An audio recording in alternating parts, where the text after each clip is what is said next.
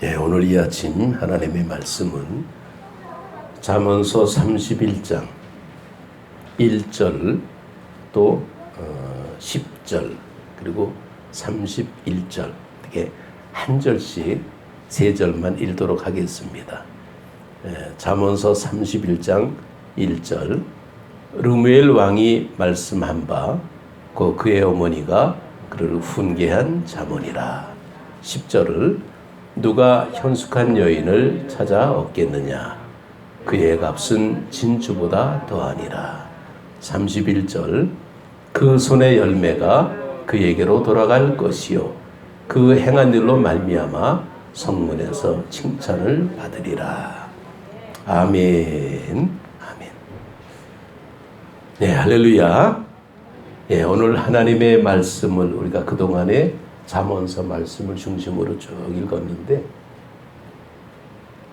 시작이 있으면 끝이 있는 것처럼 오늘 잠언서 말씀을 마무리하고자 합니다. 자, 그럼 이 잠언서를 읽어가면서 그런 생각을 해봅니다. 잠언서를 읽는 게 그게 중요한 것이 아니라 그 속에서 내가 하나님의 말씀을 얼마나 잘 이해하고 또 그 말씀을 내가 마음에 새기고 변화됨으로 말미암아 은혜를 사모하는 모습이 성경을 읽는 자세라고 볼 수 있습니다.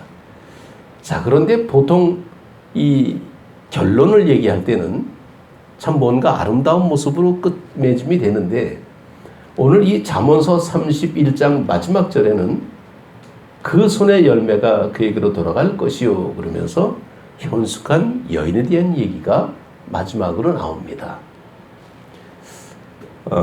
이 잠언서를 우리가 그 1장부터 31장까지를 쭉 걸쳐보게 되면 세 가지의 어떤 그런 그 주제가 언급이 되고 있는데 가장 많이 나오는 단어가 지혜라는 말씀이 가장 많이 나오고 두 번째는 부귀, 재물, 영화 이런 모습들이 두 번째가 되고 그런데 세 번째 가서는 뜻밖에도 여인에 관한 이야기가 등장을 합니다.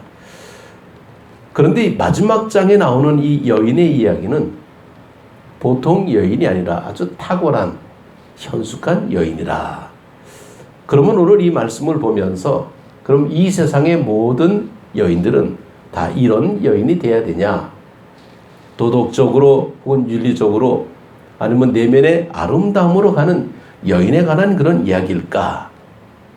현숙한 여인으로 표현이 되지만은 이 여인이 누구하고 연결이 되냐면 11절에 보니까 그런 자의 남편의 마음은 그를 믿나니 하는 거 보니까 이 여인은 처녀가 아니라 아내, 결혼한 여인이라는 것을 볼 수 있습니다.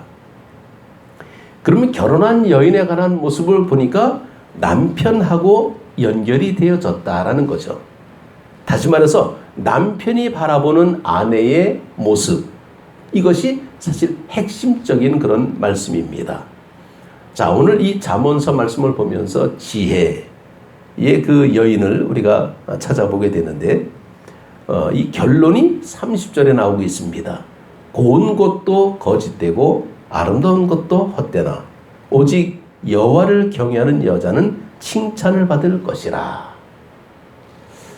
자, 고운 것도 거짓되고 아름다운 것도 헛되나 오직 여호와를 경외하는 여자는 칭찬을 받을 것이라. 진정한 여성의 아름다움을 여호와를 경외하는 모습으로 표현하고 있습니다. 그러면 남자는 해당 사항이 안 됩니까? 왜 오늘 이 부분은 희한하게도 오직 여호와를 경외하는 여자는 하고 여자가 등장하고 있습니다. 그러면서 이 여인은 아주 히브리 말로 이 현숙한 여인으로 등장을 하는데 이 현숙이라는 이 단어를 한문으로 보게 되면 어질 현자의 맑을 숙, 그래서 현숙이라. 이 현숙이라고 이 번역된 히브리 말은 사실은 하일이라는 말인데 이 하일이라는 말이 출애굽기 18장 21절에도 똑같이 하일이 나옵니다. 근데 여기에는 능력 있는 이렇게 번역이 되고 있습니다. 현숙이 아니라 능력 있는. 그리고 잠언서 31장 29절에도 역시 하일이라는 단어가 나오는데 여기는 덕행이 있다라고 번역이 되고 있습니다. 그러니까 똑같은 하일이라는 히브리 말이 현숙으로도 나오고 능력 있는 일도 나오고 덕행이 있다고도 번역이 되고 있습니다. 자, 그러면 재주와 덕행을 갖춘 여인을 가리켜 현숙한 여인이라고 말하는데 이 현숙한 여인이 정말 여성을 가리키는 거냐 아니면 아니다라는 거예요. 이것은 우리가 이 현숙한 여인은 사실은 지혜 있는 사람의 은유라고 얘기하고 있습니다. 이 은유라는 것은 헬란 말로 이제 파라볼레. 이건 무슨 뜻이냐면 옆에 세워두고 비교하다. 이게 파라볼레입니다. 그러니까 은유를 보게 되면 현숙한 여인을 얘기하는데 사실은 여자를 얘기하는 것이 아니라 지혜 있는 사람, 남자도 되고 여자도 된다는 겁니다. 그러니까 이 지혜의 모습은 똑똑한 정말 아주 슬기로운 이런 지혜의 모습도 있지만은 일상생활을 살아가는 것도 지혜의 모습이고 일터에서 생활하는 것도 지혜입니다. 책상머리에 앉아서 우리가 머리를 쥐어짜는 것만 지혜가 아니다라는 거예요. 그런데 왜 지혜를 이 여성으로 표현했을까라는 거예요. 사실 이 여자들 이름 보게 되면 지혜라는 이름이 참 많습니다. 또 재밌게도 현숙이라는 이름도 또 많아요. 그래서 이 현숙이나 지혜는 다 이 여성이기 때문에 여자로 표현했냐? 사실 그런 내용은 아닙니다. 그런데 이런 여자를 찾을 때에 그 값은 진주보다 더하니라고 10절에 말씀하고 있습니다. 누가 현숙한 여인을 찾아 얻겠느냐? 그의 값은 진주보다 더하니라. 자, 바라볼래. 비유라 그랬습니다. 그 값은 진주보다 더하다 그러니까 진주는 뭐를 의미하느냐라는 거예요. 흔한 말로 우리는 진주 목걸이, 진주 귀걸이 그렇게 생각할 수 있겠죠. 진주는 보석을 나타내고 있습니다. 자, 그런데 보석이라는 것은 흔한 게 아니에요. 귀한 것이 보석입니다. 그러니까 누가 현숙한 여인을 찾아 얻겠느냐? 그의 값은 진주보다 더하니라. 그러니까 찾기가 어렵다라고 얘기하는 수사 의문문이라고 얘기합니다. 찾기가 어렵다. 그러니까 찾지 말라가 아니라 그러기 때문에 더 찾아야 된다라는 뜻이에요. 찾기가 어렵기 때문에 더 찾아야 된다. 자, 여기서 진주라고 표현되는 그런 모습 볼 때에 이 보석에 관한 모습이 계시록 21장에 보게 되면요. 참 너무나 재밌습니다. 그 성의 성곽의 기초석은 각색 보석으로 꾸몄는데 첫째 기초석은 벽옥이요. 둘째는 남보석이요. 셋째는 옥수요. 녹보석, 홍만호, 홍보석, 황옥, 녹옥, 담황옥, 비치옥. 이 맨 보석이 하나님의 나라에 대한 표현으로 나오고 있습니다. 그런데 우리나라에서 보석이 제일 많은 데가 어딘지 아세요? 종로, 서울에 종로 3가 4가에 보게 되면 귀금속 상가가 쫙 몰려 있습니다. 거기가 천국일까요? 보석이라는 것은 귀한 모습인데 하나님의 나라를 이렇게 보석으로 표현하는 이유는 인간이 표현할 수 있는 가장 화려하고 아름답고 멋진 단어가 이렇게밖에 생각이 안 되기 때문입니다. 우리가 맛있다라고 표현할 때 우리가 뭐라고 표현합니까? 소금같이 맛있다. 그런 사람이 있어요? 설탕같이 맛있다. 아니면 조금 더 업그레이드 해가지고 꿀같이 맛있다. 더 업그레이드 해가지고 뭐가 되겠습니까? 꿀 섞은 설탕. 그 이상은 어떻게 표현이 안 돼. 그게 우리 언어의 한계죠. 그래서 이 비유의 말씀을 보게 되면 우리는 이 진주보다 더 귀하다라고 보니까 진주는 참 찾기가 어려우니까 포기해야 된다. 그게 아니라 그러게 되면 더 찾아봐야 된다라는 내용을 우리는 기억해야 됩니다. 자, 그런데 이 그 헬라 말 그 10절부터 보게 되면 참 재밌게도 이렇게 표현이 되고 있습니다. 누가 현숙한 여인을 찾아 얻겠느냐 그러면서 11절에 그런 자의 남편은, 12절에 그런 자는, 13절 14절 쭉 나오는데 이것이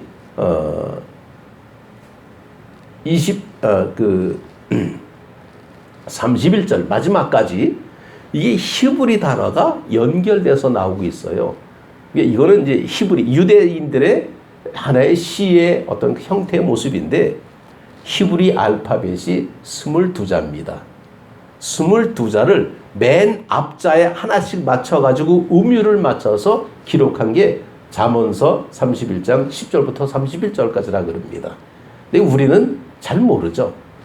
그래서 우리 주보에 보게 되면요. 우리 주보에 참회의 기도 그러고 앞에 표시된 게 있습니다. 이게 히브리 말이에요. 이게 히브리 알파벳의 제일 첫 번째 알렙이라는 거예요. 알렙. 영어로 표현하면 A라고 할 수 있는 거죠. 영어는 다 알죠. A, B, C, D, E, F, G, H, I, J, K, L, M, N. 그런데 이 히브리 말은 알렙, 베트, 김멜, 달렛, 해, 바브, 자인, 헤드 이렇게 나와요. 이게 이 22개가. 그럼 맨 끝이 뭐냐면 타우 하고 끝납니다. 우리 영어는 Z, G 그 끝나는데 타우. 그래서 우리 주보에도 보게 되면 축복기도 앞에 있는 이게 히브리 글자. 이게 타우예요, 사실은. 그래서 알렙 타우. 제가 이렇게 그 사실은 이렇게 주보에다가 쓴 것은 히브리 알파벳의 처음과 이제 끝에 대한 모습을 이렇게 해놓은 겁니다. 우리 식으로 표현하면 알파와 오메가 뭐 이제 이렇게 해야 되는데 시작과 끝. 우리는 시작을 모르니까 그냥 알파벳으로 그렇게 제가 썼습니다. 한글로 표현하게 되면 그런 거예요.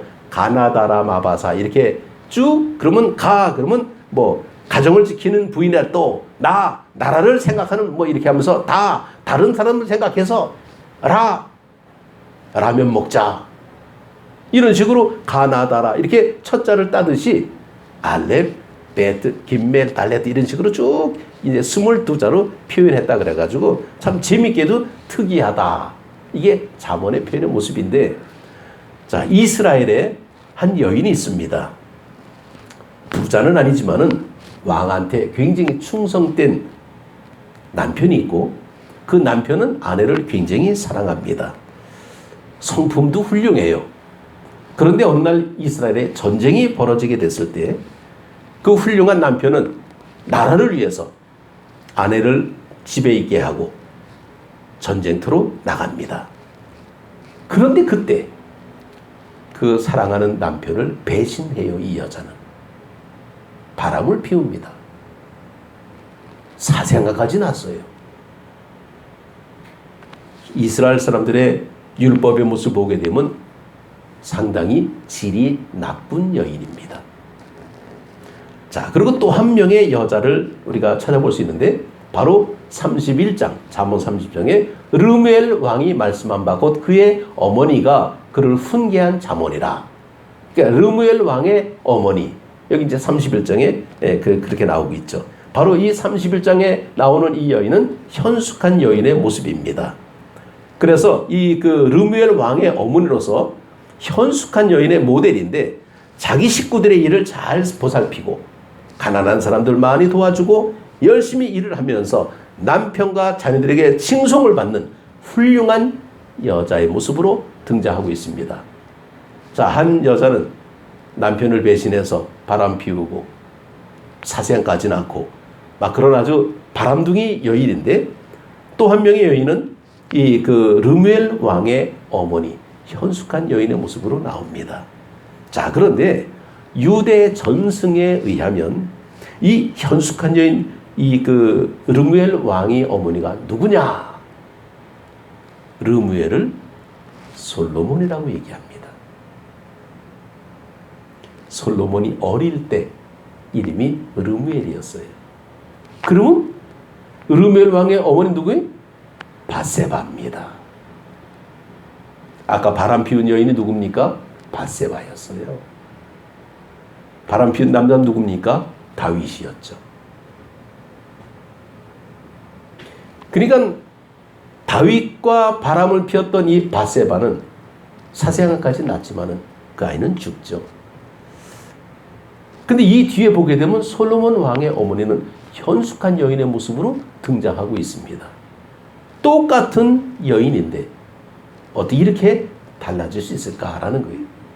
정말 자기의 어떤 그런 모습을 굉장히 훈련하고 단련하고 하나님의 은혜로 변화받은 여인의 모습으로 나오고 있습니다.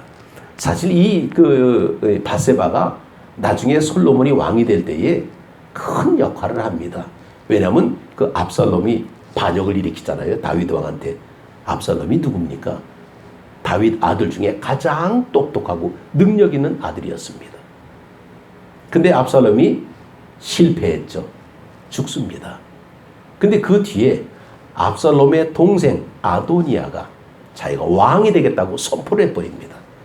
그래갖고 이 다윗의 부하들 측근들을 다 자기 편을 만들어가지고 이 아도니아가 왕이 되겠다라고 막 설레발을 칠 때에 그 소식을 나단을 통해서 밧세바가 듣게 됩니다.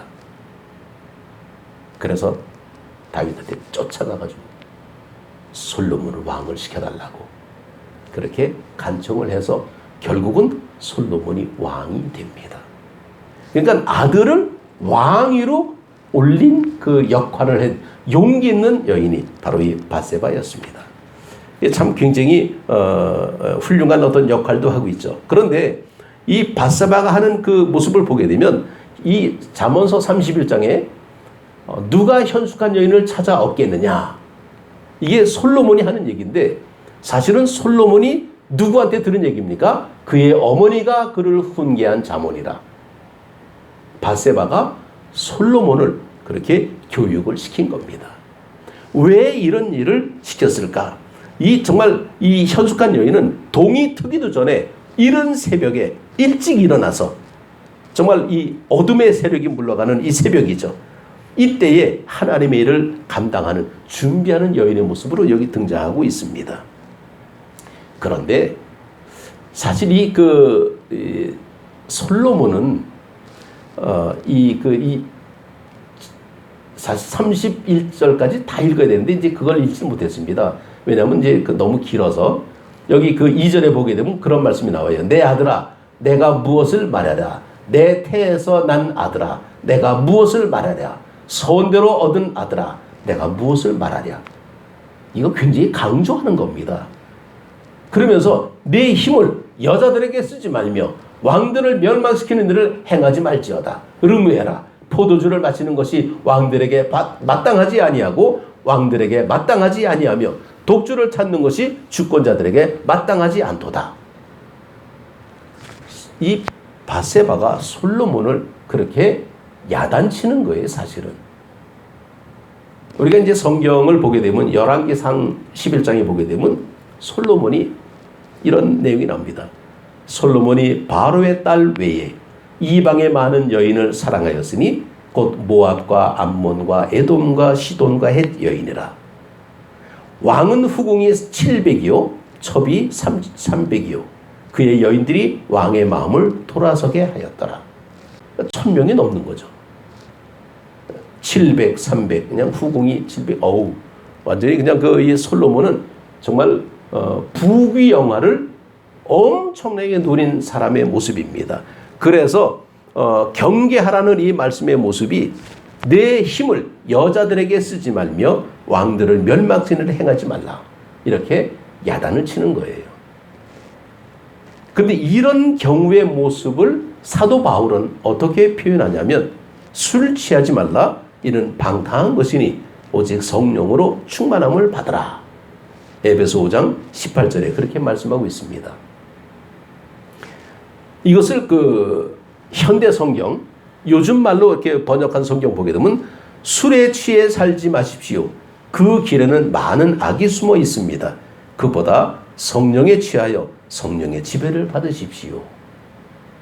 여기에서 이 에베소의 말씀은요, 믿지 않는 불신자들에게 하는 말씀이 아닙니다. 하나님을 믿는 교회와 성도들에게 하는 말씀이죠. 여기서 술 취하지 말라는 이것은 먹는 술도 표현되고 있지만은 세상을 가리키고 있는 거예요.